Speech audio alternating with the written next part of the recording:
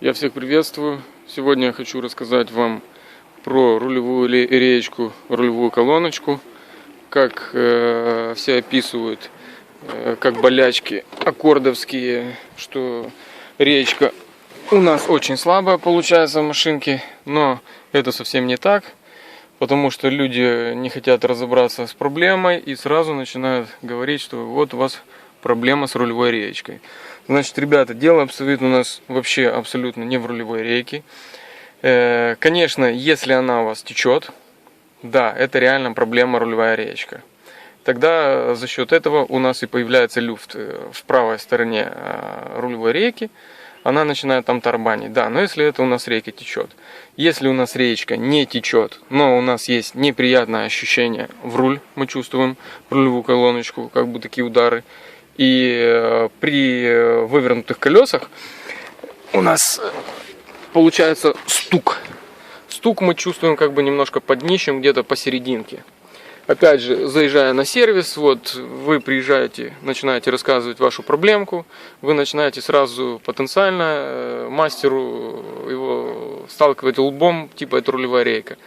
Мастер просто не может разобраться, и в корню эта проблема нерешаема. Вроде все нормально, и вас начинают просто разводить на ремонт рулевой рейки. Ребята, чтобы такое не произошло с вами, хочу вам рассказать, значит, такую вещь. Вот здесь вот у нас, где педальная группа идет, ребята, вот у нас идет вал речки и рулевой колонки.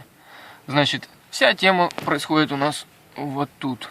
За счет того, что в этой части, вот я подсвечу ее сейчас хорошо, где у нас идет соединение рулевой колонки и рулевой рейки, у нас вот в этом месте идет шлицевая получается часть. Значит, с годами, ребят, эта шлицевая часть просто стирается, и здесь появляется люфт. Чтобы эту беду устранить, нам нужно снять крестовинку в сборе вот с этой шлицевой частью. Значит, у нас идет здесь вот такой кожух идет пластиковый.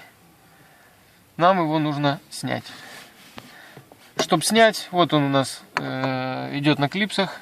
Вот одна клипса, вот здесь вторая клипсочка. Мы просто подтягиваем этот пластик, вытягиваем его на себя. Тем самым, ребята, он освобождается и очень-очень легко снимается. Там идет разрез на пластике посередине, его просто вот так вот вытаскиваем. Значит.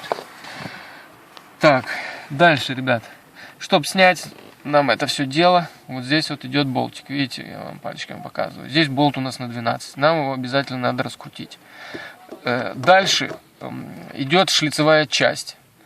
Обязательно перед съемом шлицевой нам нужно поставить меточки, ребят. Вот. Я вам сейчас покажу поближе это все. Значит, ставим где-то меточку здесь и на самой шлицевом, на самом вале. Это делается, ребят, где-то здесь ставите, чтобы они были равномерненько, чтобы вы потом могли собрать это все четко и аккуратненько, чтобы у вас не получилось так, что при сборке потом руль будет смотреть куда-то влево или вправо. Значит, то же самое, ребят, мы делаем и здесь, именно вот в этих местах, где-нибудь здесь и рядышком на шлицах. Так, чтобы вы аккуратненько это все собрали. Предварительно мы выставляем обязательно руль ровненько, чтобы он у нас был в ровном положении, прямые колеса были ровно. И также желательно, может быть, вытащить ключ из зажигания, чтобы у нас руль не прокрутился там на 180 градусов, чтобы не было потом проблем у нас со шлейфом. Так, ребят, значит, все это дело мы когда раскрутили, мы это все просто поднимаем чуть-чуть кверху, наверх, шлицевая часть обнажается, мы это все дело просто подтягиваем на себя сюда вправо и вытаскиваем, чтобы у нас шлицы полностью все вышли. Значит, потом берем обыкновенный серый герметик, можно черный, любой, без проблем какой.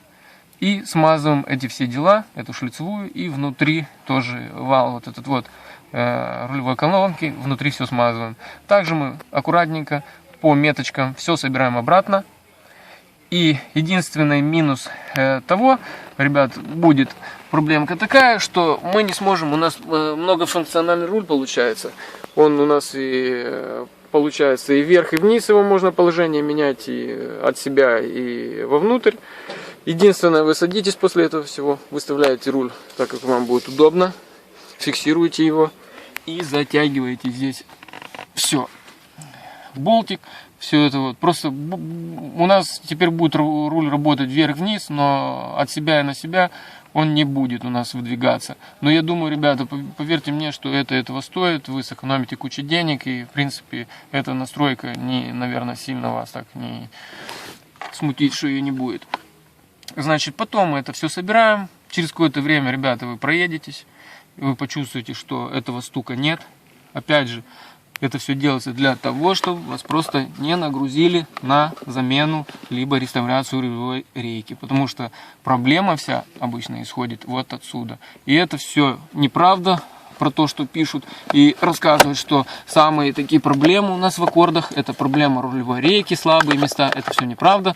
Самое слабое место у нас получается здесь, от него очень сильный большой стук. Мы его не слышим в салоне, но он отдает по всей рулевой рейке. Я тоже перед этим, кстати, как дойти до этого, я не мог поверить, что такое может быть из-за этого, потому что стук очень был серьезный, и я думал, что мы должны это слышать в салоне, но в салоне это не ощущала именно по всей рулевой рейке, это где-то под ногами я чувствовал вот такие удары.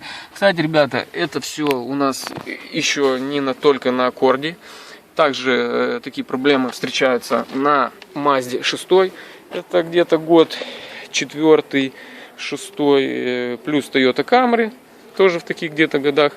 Как эта проблема очень распространенная, чтобы вы не заблуждались, чтобы вас не грузили на рулевую реечку. Так что в следующем видео, ребят, я вам расскажу, как правильно отрегулировать педаль сцепления, чтобы у вас нормально включались передачи. Плюс там уже будем дальше разбирать еще кучу всяких мелочей. Ладушки, всем хорошего дня, хорошего настроения. С вами был Илья. Всем всего доброго. До свидания.